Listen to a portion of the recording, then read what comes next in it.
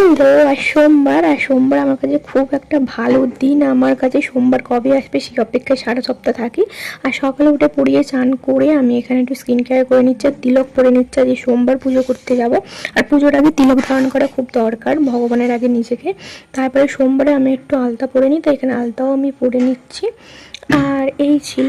আর আজকে যেহেতু এখানে প্রচণ্ড পরিমাণে বৃষ্টি হচ্ছে, তাই কোনো রকমভাবেই বাইরে যেতে পারিনি ফুল বেলপাতা বা দুধ টুধ আনতে।